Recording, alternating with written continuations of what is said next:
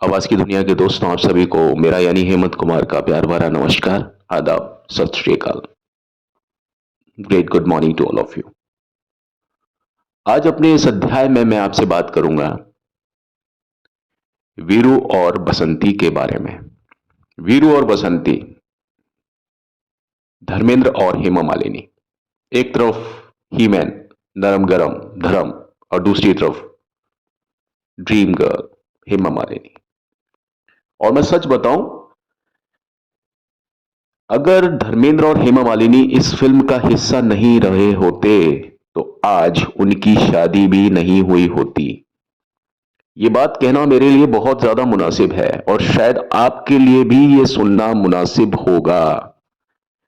मैंने आपको क्या कहा कि अगर ये फिल्म नहीं होती तो इन दोनों की शादी भी नहीं हुई होती, और इस चीज में उनका दोनों का साथ किस व्यक्ति ने दिया, यह भी मैं आपको इसी वीडियो में बताऊंगा। तो हुआ यूं था कि भाई Hema Malini was not interested in the character she was given. जो कैरेक्टर उनको दिया गया था, she was not interested in doing. वो हमेशा एक कंप्लेंट में थी। भाई she was always in a situation to draw a complaint against the kind of character she was given to.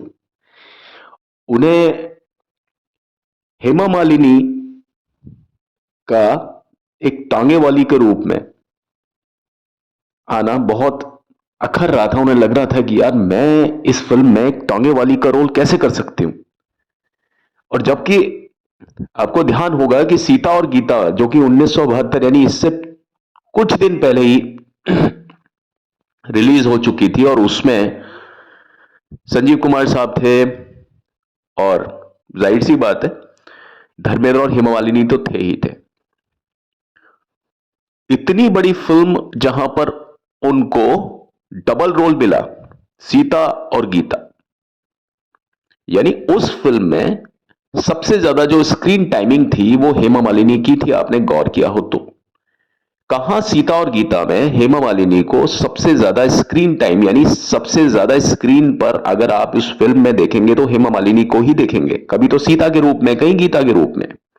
जैसे राम और श्याम में आपने राम और श्याम में हर जगह पर दिलीप कुमार को ही देखा, क्योंकि वो दो कैरेक्टर्स थे। आदमी एक था लेकिन दो कैरेक्टर्स थे, यानी दिलीप कुमार साहब एक थे लेकिन कैरेक्टर दो कर रहे थे। उसी तरीके से इस फिल्म में हेमा मालिनी भी एक ही हेमा मालिनी थी, लेकिन वो दो कैरेक्टर का काम कर रही थी एक जगह, यानी सीता और गीता में। तो हेमा मालिनी को इतनी ज्यादा टाइमिंग मिल जाए, स्क्रीन टाइमिंग, और वहीं दूसरी तरफ जो फिल्म उसके बाद में उनको ऑफर की गई, यानी शोले जो ऑफर की गई, उसमें सिर्फ 5.5 सीन। तो हेमा मालिनी ने जब देखा कि भाई ये तो 5.5 सीन है मेरे लिए, तो हेमा मालिनी गुस्से में आ गई। थोड़ा सा गुस्सा प्लस शिकायत, शिकायत प्लस गुस्सा। और यारी दोस्ती थी इन सबकी, और रमेश चिप्पी और ये सब यार दोस्तों की तरह बैठते थे बहुत अच्छे तरीके से। और रमेश सिप्पी साहब की उम्र भी कम थी उस समय, 28-29 के थे बमुश्किल। और हेमा मालिनी उस समय तक स्टार बन चुकी थी।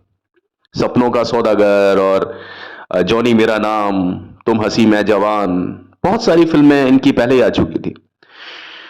अब हुआ ये कि इतनी सारी चीजें जब आप कर लेते हो तो उसके बाद में आप में एक वो आ जाता है, रुआब भी आ जाता है।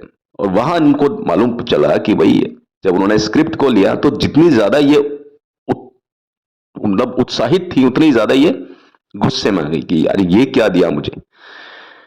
5.5 सीन दिया मुझे सिर्फ इस फिल्म में, ये भी नहीं देते। कोई ज्यादा कोई बड़ी बात थी नहीं, नहीं देते मुझे इस फिल्म में रोल ही नहीं देते। तो उन्होंने बाकायदा अपने हाथ में स्क्रिप्ट लेकर के, हेमा मालिनी ने अपने हाथ में स्क्रिप्ट लेकर के रमेश सिप्पी को बोला ये क्या है। अब रमेश सिप्पी भी बेबाक इंसान, वो कभी भी लाग लपेट नहीं करते हैं। उन्हें जो बोलना होता है वो बोलते हैं, और सीधी और सही और सच्ची बात बोलते हैं। उन्होंने कहा भाई देखिए हेमा जी, ये फिल्म एक्चुअल में आपकी है ही नहीं। ये फिल्म है दो कैरेक्टर्स के बीच के झगड़े की, यानी जो कहानी की पटकथा है वो जाती है गब्बर वर्सेस ठाकुर। गब्बर सिंह और ठाकुर के बीच का ये संघर्ष है, यानी संजीव कुमार और अमजद खान के बीच का ये संघर्ष संघर्ष है। हालांकि इस फिल्म में अभी तक कास्टिंग हुई नहीं थी कि भाई अमजद खान को तो आना था, वो तो बहुत बाद में आए थे इस फिल्म में। संजीव कुमार का भी अभी पता नहीं था कि वो इस पार्ट को करेंगे या वो किसी और बात को करने में इंटरेस्टेड होंगे। लेकिन जहां तक बात कैरेक्टर्स की है, शोले कहानी जो है वो आधारित ही है दो लोगों के बीच संघर्ष की, खूनी संघर्ष की। आपने देखा होगा साइड के कैरेक्टर्स साइडलाइंड है, लेकिन ये जो वजह पैदा हुई, शोले की कहानी बड़ी कैसे। एक डकैत ने अपनी टोली के साथ में आकर के एक पुलिस इंस्पेक्टर के पूरे घर को खत्म कर दिया था, नरसंहार कर दिया था। और ये एक सच्ची घटना पर आधारित फिल्म थी। अब जब ये चीज है तो दो कैरेक्टर के बीच क्या झगड़ा है, और उसमें हेमा मालिनी का कोई इतना बड़ा रोल नहीं है। हेमा मालिनी सिर्फ एक सब प्लॉट का एक हिस्सा है। मेन प्लॉट में जो कहानी है वो उसकी धुरी क्या है, उसकी एक्सिस या ऑर्बिट क्या है। उसकी ऑर्बिट है गब्बर सिंह और ठाकुर। तो रमेश सिप्पी ने कहा कि देखिए हेमा जी, ये फिल्म एक्चुअल में आपके ऊपर तो केंद्रित है ही नहीं, ये फिल्म केंद्रित है इन दो कैरेक्टर्स के ऊपर। वजह ही यहीं से पैदा होती है, और आपको हम इसलिए ले रहे हैं क्योंकि आप वहां पर सिर्फ एक कॉमिक रिलीफ के तौर पर काम करेंगे। आप स्क्रीन पर तब अपीयर होंगी जबकि गब्बर सिंह का खून खराबा स्क्रीन के ऊपर ज्यादा बढ़ जाएगा। तो आपने देखा होगा कि जब गब्बर सिंह का खून खराबा जिस जिस शॉट में ज्यादा आगे बढ़ता है, जहां जहां पर, वहां पर बसंती को लाया जाता है। अब चाहे तो वो आम तोड़ने वाले सीन पर लाया जाए, चाहे वो मंदिर वाले सीन पर लाया जाए, चाहे वो टंकी पर चढ़ने वाले सीन पर लाया जाए, जहां वीरू टंकी पर चढ़ते हैं और मौसी से शिकायत करते हैं बसंती का हाथ मांगने के लिए। लेकिन यहां पर आप देखिए कि हर जगह पर बसंती मौजूद है, और फिल्म में जो फिल्म बहुत ज्यादा सीरियस हो रही है, बहुत ज्यादा खून खराबा हिंसा, जहां पर लोग डर रहे हैं, सहम रहे हैं फिल्म को देखने से, वहां पर उनके ऊपर थोड़ा मरहम लगाने का, यानी उनको दोबारा से ओवरकम करने का, उनके इमोशंस को करेक्ट करने के लिए यहां पर हेमा मालिनी की जरूरत पड़ रही है। तो उन्होंने बताया कि भाई आप यहां पर सब प्लॉट में हैं, मेन प्लॉट में ये दो कैरेक्टर्स हैं। तो हेमा मालिनी को बात समझ में आ चुकी थी, और हेमा मालिनी किसी भी प्रकार से इस फिल्म में अपनी इस भूमिका को खोना नहीं चाहती थी, क्योंकि उन्हें यह बात भी पता थी कि भाई कैरेक्टर जो होता है ना, वो एक सेकंड में, मतलब टाइमिंग इंपॉर्टेंट उस तरह से नहीं होती है कि भाई उसको घड़ी के हिसाब से टाइम को नोट किया जाए।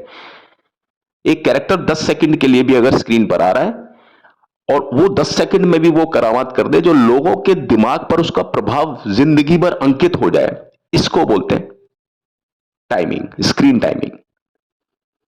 तो हेमा मालिनी को यह मालूम था कि भाई रमेश सिप्पी अगर इस फिल्म के डायरेक्टर हैं, और ये वही रमेश सिप्पी हैं जिन्होंने उनको अंदाज फिल्म में उनको रखा अपने साथ में, ये वही रमेश सिप्पी है जिन्होंने सीता और गीता में उनको अपने साथ में रखा, और वहां से हेमा मालिनी की जो एक्चुअल इमेज है उसको कैश करना शुरू किया। हेमा मालिनी वास्तव में जो उनका स्टार मटेरियल है, जो कमर्शियल जो उनका वैल्यू है, वो रमेश सिप्पी की फिल्मों की वजह से। आप ये देखिए, जिंदगी एक सफर है सुहाना, वहां पर हेमा मालिनी डबल रोल में नहीं है, वहां पर दो कलाकार हैं, शम्मी कपूर है बाद में, और पहले है राजेश खन्ना। अब दोनों के साथ में एक ही हीरोइन उन्होंने रखी, हेमा मालिनी, तो वहां पर भी उनको स्क्रीन टाइम ज्यादा दिया। हेमा मालिनी को शोले फिल्म से पहले सीता और गीता में भी स्क्रीन टाइमिंग ज्यादा रखा, क्योंकि वहां पर तो उनको डबल रोल दे दिया, तो ऑटोमेटिकली हेमा मालिनी का स्क्रीन टाइमिंग बढ़ गया। तो हेमा मालिनी को इस बात का पूरा यकीन था कि भाई रमेश सिप्पी जो करेंगे वो बहुत ज्यादा न्यायपूर्ण होगा। यहां पर वो मुझको सिर्फ एक इंपोज कैरेक्टर, एक ठूसा हुआ कैरेक्टर की तरह के से मेरे साथ में व्यवहार नहीं करेंगे। तो हेमा मालिनी ने कहा ठीक है, जो आप कहेंगे वो मैं करूंगी। और आप देखिए कि क्या आप बसंती की भूमिका को भूल सकते हैं? आपको लगता ही नहीं है कि वो 5.5 सीन है, 6 सीन भी नहीं है वो। और मैंने आपको अपनी वीडियो में बताया है, 3-4 वीडियो पहले जो मैंने वीडियो प्रसारित की थी उसमें मैंने यही बताया कि शोले फिल्म एक ऐसी फिल्म है जिसमें कोई भी कैरेक्टर अगर 1 सेकंड के लिए भी अगर स्क्रीन पर आया है, 1 मिनट के लिए भी आया है, 1 मिनट तो बहुत ज्यादा हो गया, 30 सेकंड के लिए भी आया है ना, वो कैरेक्टर भी जब आप दिमाग में सोचते हो फिल्म को देखने के बाद में, तो आपको वो कैरेक्टर भी गब्बर सिंह के बराबर ही लगता है, वो कैरेक्टर भी आपको ठाकुर के बराबर लगता है। यानी कोई भी कैरेक्टर किसी भी कैरेक्टर से कम नहीं लगता। इवन कैरेक्टर के अलावा पानी की टंकी भी आपको उतनी ही ज्यादा ऊंचाई पर दिखाई देती है जितनी गब्बर सिंह। आपको शोले फिल्म का सिक्का भी उतना ही बड़ा दिखाई देता है जितना गब्बर सिंह। शोले फिल्म का जो जो धन्नो थी वो भी आपको उतना ही बड़ा दिखाई देता है जितना कि गब्बर सिंह। आप देखिए, तो अगर ये चीजों की मैं बात कर रहा हूं, इन चीजों की बात कर रहा हूं, तो वहां पर बसंती का क्या आलम होगा? क्या बसंती को आप भुला सकते हैं? नहीं भुला सकते। तो अंततः यही हुआ कि भाई बसंती को आप और हम नहीं भूल पा रहे हैं। इतने दिन के बाद में मैं बात कर रहा हूं, आप जहां देखिए किसी भी कैरेक्टर के बारे में, और आज भी हेमा मालिनी जी जब अपने एरिया से, जब अपने मथुरा, जो उनका जो जो पूरा पॉलिटिकल जो उनका सिस्टम है, जब अपने वो विधानसभा वाले जब एरिया में जाती हैं, तो वहां पर वो बसंती से ही शुरुआत करती हैं कि आपकी बसंती आपके बीच में है। वो कभी भी हेमा मालिनी नहीं बोलती, क्योंकि लोग बाग उनका नाम बसंती जानते हैं। आपकी बसंती आपके बीच में है। हेमा मालिनी से कोई नहीं समझेगा, समझेगा कितने लोग समझेंगे? 25%। लेकिन बसंती के नाम से ही हेमा मालिनी की सही पहचान होती है। आज भी वही चीज है, और लोग बाग बसंती के नाम से ही वोट देते हैं। कोई हेमा मालिनी के वोट से नाम से वोट नहीं देता। मैं जानता हूं मथुरा को बहुत आराम से, अच्छी तरीके से। मैंने वहां पर जमीनी लोगों से मिलकर के बात की है, मेरा उठना बैठना उन लोगों के साथ में है। तो मैं इस आधार पर अपनी बात को कह सकता हूं। कोई बात फिल्मी नहीं है। आप देखिए ये कैरेक्टर कब का था? 1975। और ये बना कब का था? 1973 में बना था ये कैरेक्टर, 1973 में। और उसकी मारक क्षमता आज भी है और हमेशा रहेगी। ये प्रभाव था उस कैरेक्टर में। और इसको क्रिएट किया था किसने? सलीम जावेद ने क्रिएट किया था। और इसको पर्दे पर प्रदर्शित करने का काम, मोहर लगाने का काम किया था रमेश सिप्पी और जीपी सिप्पी ने। तो इस बात से हेमा मालिनी भली भांति वाकिफ थी कि भाई रमेश सिप्पी जब करते हैं तो करामात करते हैं, वो जादू या करिश्मे से कम नहीं होता। तो हेमा मालिनी ने कहा ठीक है, मैं इस फिल्म में काम करूंगी। अब उधर धर्मेंद्र को जब स्क्रिप्ट बताई गई, तो धर्मेंद्र साहब ने भी कहा कि भाई मैं इस फिल्म में भाई काम क्यों नहीं करूंगा, बिल्कुल करूंगा। और बिल्कुल वो तैयार हो गए। और सब लोग बहुत ज्यादा उत्साहित थे इस फिल्म को लेकर के, जैसा कि मैंने आपको बताया। लेकिन धर्मेंद्र साहब इंटरेस्टेड थे किस कैरेक्टर को करने के लिए? धर्मेंद्र इंटरेस्टेड थे ठाकुर वाले कैरेक्टर को करने के लिए। उन्होंने कहा कि यार ये ठाकुर का जो कैरेक्टर है ना, बड़ा शानदार है, बड़ा जानदार है। क्यों जानदार है? क्योंकि इस फिल्म की जो धुरी है, जो एक्सिस है, मतलब आधार क्या है, इस फिल्म का आधार क्या है, पटकथा में वजह क्या है, कौन सा ऐसा कैरेक्टर है कि इनको हम हटा नहीं सकते, हिला नहीं सकते, किस कैरेक्टर की वजह से बाकी और कैरेक्टर्स हैं। तो इन दो कैरेक्टर्स की वजह से सारे कैरेक्टर्स हैं। यानी ये दो किरदार हैं, गब्बर सिंह और ठाकुर। ये इस फिल्म का मेन यानी मुख्य किरदार तो यही है। अगर ये मुख्य किरदार ये नहीं है तो दूसरे किरदार तो पैदा होते ही नहीं। अगर ठाकुर और गब्बर नहीं होते तो जय और वीरू नहीं आ सकते थे फिल्म में। और अगर जय और वीरू नहीं आ सकते थे, अगर वीरू नहीं आ सकते थे, तो फिर बसंती क्या कर रही है उस फिल्म में? अगर जय नहीं आ सकते तो वहां पर जया बच्चन क्या कर रही है, यानी राधा क्या कर रही है उस फिल्म में? और अगर जय और वीरू नहीं आ सकते थे तो वहां असरानी क्या कर रहे हैं, है ना, जेलर अंग्रेजों के जमाने के? और अगर जय और वीरू नहीं है तो फिर उधर सूरमा भोपाली क्या कर रहे हैं, जो कि उनको इनाम 50,000 का रखा था, बार बार पकड़वा देते थे और बार बार छुड़वा देते थे। और जब इस फिल्म में हेमा मालिनी नहीं है तो फिर धन्नो क्या कर रही है? और जब ये सारी चीजें, और अगर अमजद खान अगर नहीं है तो फिर उधर कालिया सांबा क्यों है ना, वो सब क्यों है? तो ये मेन जो कैरेक्टर थे ना, ये थे। और धर्मेंद्र की पोजीशन बहुत जबरदस्त थी। और वो एकदम मर्द, और उस टाइप की फिल्में जो होती है जबरदस्त, वो जमते थे हर चीज में, फाइटिंग और ये सारी हीमैन वाला पूरा अपीयरेंस। तो उनको लगता था यार मैं ठाकुर का रोल करूं, क्योंकि हीरो की भिड़ंत है किसके साथ में? विलेन के साथ में। और इस फिल्म का जो विलेन है वो बहुत पावरफुल होगा, वो है गब्बर सिंह। नाम तो उसका था, लेकिन अभी किरदार चुने नहीं थे कि भाई कौन कलाकार इस पात्र को अभिनीत करेगा।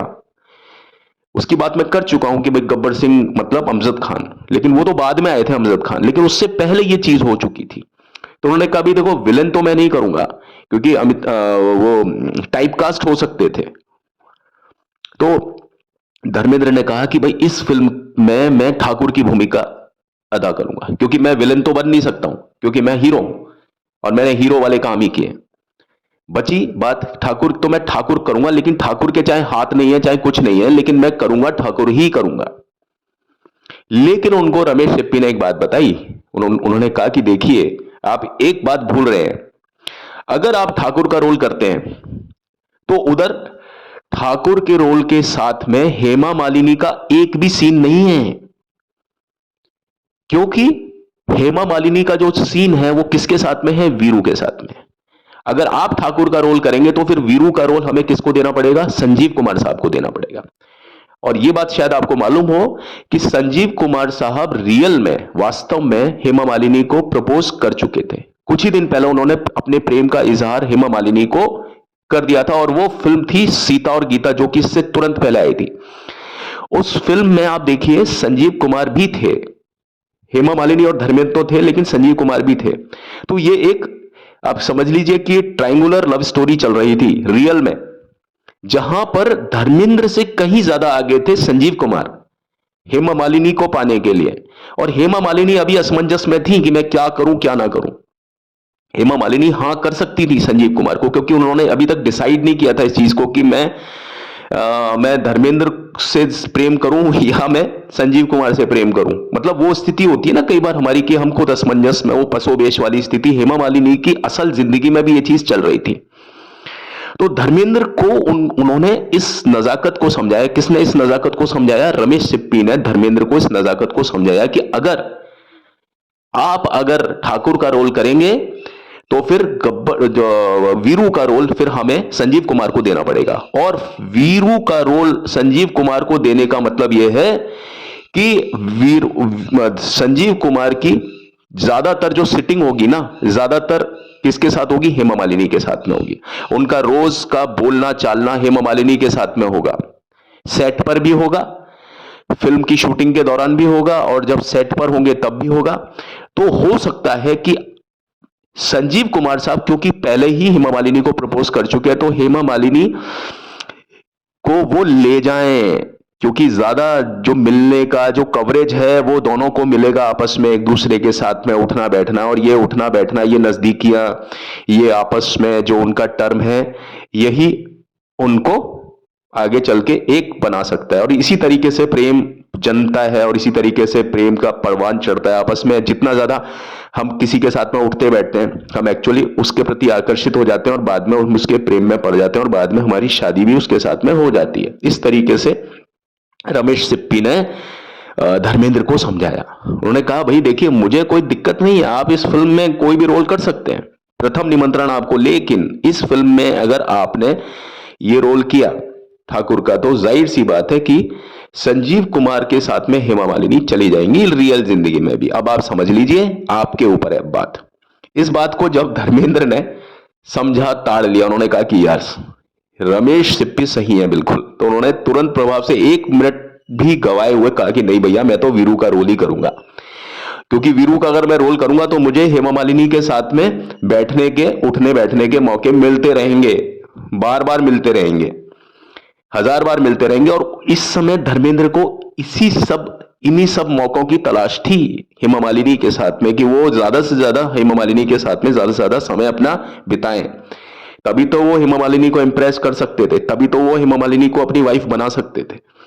हालांकि धर्मेंद्र की पहले ही शादी वगैरह हो चुकी थी प्रकाश कौर के साथ में, और इन्होंने कभी भी किसी चीज को छुपा करके नहीं रखा, हर चीज को इन्होंने स्क्रीन पर बताया। यानी जो चीज ये थे स्क्रीन पर थे, वही जो ये प्राइवेट लाइफ में थे, निजी जिंदगी में थे, वही ये पब्लिक लाइफ में भी थे।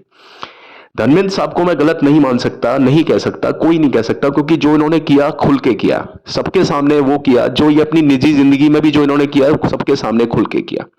हेमा मालिनी को इन्होंने पत्नी बनाया, खुल करके बनाया, सार्वजनिक रूप से बनाया। प्रकाश कौर यानी उनकी पहली जो वाइफ थी, उनको पूरा बात बताई, समझाई, उसके बाद में उन्होंने बताया। और आज भी ये प्रेम को निभाते हैं हर तरीके से। ये उठते बैठते हैं, हर परिवार मतलब दोनों परिवार के बीच में एक समायोजन स्थिति, प्रेम, भाईचारा, सनी देओल, बॉबी देओल, ईशा देओल, आहना देओल, सभी परिवार इनके अपने हैं, सभी हैं। क्योंकि ये धर्मेंद्र है, इनका नाम ऐसे नहीं है कि भाई ये लापरवाह और कुछ इस टाइप के इंसान की किसी की जिंदगी खराब कर रहे हैं। मान लीजिए इनको हेमा मालिनी अच्छी लगी, इन्होंने उनको चाहा, प्रपोज किया, बात को शादी तक ले गए, बहुत ज्यादा पापड़ बेले शादी के लिए भी, और इन्होंने अंततः वो किया जो कि इन्होंने चाहा। हेमा मालिनी पर दबाव नहीं बनाया। हेमा मालिनी खुद भी धर्मेंद्र को बहुत पसंद करती थी। यही कारण था उन्होंने संजीव कुमार के प्रपोजल को हटा करके, जितेंद्र के प्रपोजल को हटा करके, जितेंद्र साहब भी लाइन में थे और बहुत सारे लोग थे, और उन्होंने भी धर्मेंद्र को ही अपना जीवन साथी बनाने का निश्चय किया। तो ये मैं आपको बताना चाह रहा था कि फिल्म शोले एक ऐसी फिल्म थी जिसने ना सिर्फ पर्दे पर अपना करामात की, ना सिर्फ लोगों के दिलों में अपनी जगह बनाई, बल्कि उन्होंने करामात की लोगों की निजी मतलब इनकी वास्तविक जो कलाकारों की जो जिंदगियां जो उस समय चल रही थी, उसको बनाने में भी शोले ने एक अद्वितीय एक अग्रणीय भूमिका निभाई। आज मैंने बात की आपके सामने शोले के जो बहुत बेहतरीन और बेमिसाल जो कैरेक्टर्स हैं वीरू और जय, जिनके बिना शोले कभी भी मुकम्मल या कंप्लीट नहीं हो सकती थी। कोई भी नहीं कह सकता कि ये ऐसा हो सकता था क्या। आज मैंने इनके बारे में बात बताई, और ये कहानी शोले में और भी ज्यादा रंग को लेकर के आई, और भी शोले फिल्म में वीरू और बसंती के बीच में किस किस तरह का क्या क्या संव्यवहार हुआ, इसके बारे में मैं आपके समक्ष कल फिर हाजिर होकर के सारी बातें बताऊंगा, है ना। बस अभी तो इतना ही। अभी के लिए मैं आपसे इजाजत चाहता हूं कि ये कहकर कि अभी तो चलता हूं और लौट के मिलता हूं। आपको मेरा ये प्रोग्राम कैसा लगा, आप प्लीज मुझे कमेंट बॉक्स में लिखें। मेरे चैनल को like, share, subscribe please please please जरूर करें।